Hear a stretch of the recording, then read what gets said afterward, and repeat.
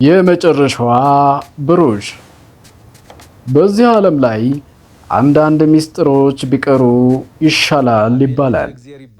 ነገር ግን አንዳንዴ ሚስጥሩ ራሱ ተቆፍሮ ይወጣና ዋጋ ያስከፍላል።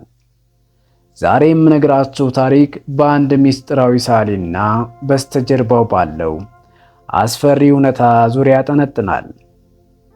አብራችሁን ሁኑ። አቤል ጎበዝ ሰዓሊ ቢሆንም በኑሮ ይቸገር ነበር።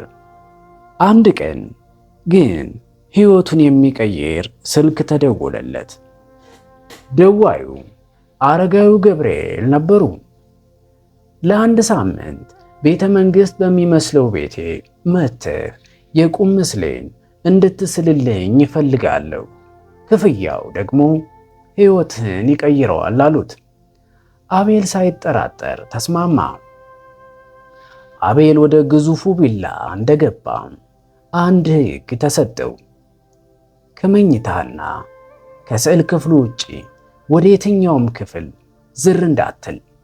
አቤል መጀመሪያ ላይ አልተጠራጠረም። ስዕሉን መሳል ጀመረ። ነገር ግን አንድ የሚገርም ነገር አስተዋለ።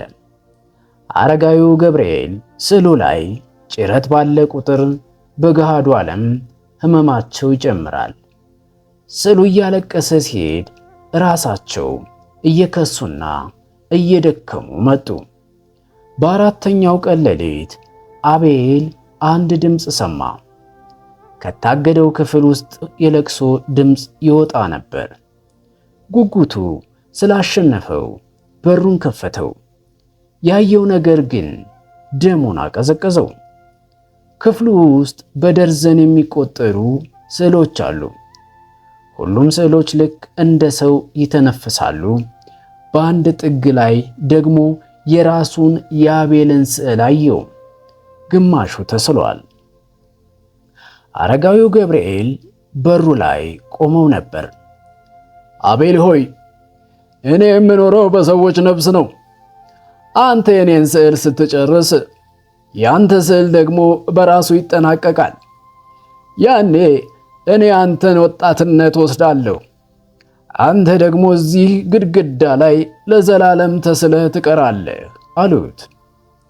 አቤል ሰዓሊ ነው፣ ብልህ ሰዓሊ።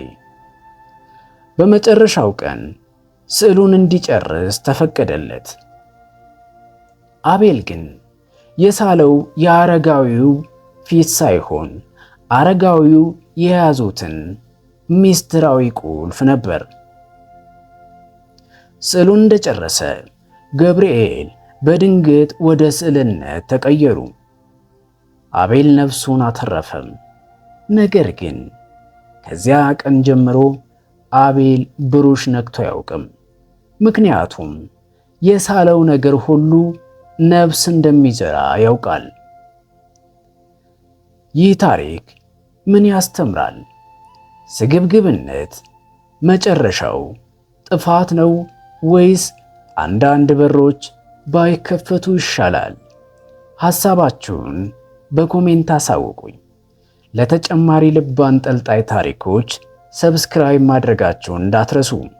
በሚቀጥለው ታሪክ እስክንገናኝ ቸር ያሰንብተን። ቻው።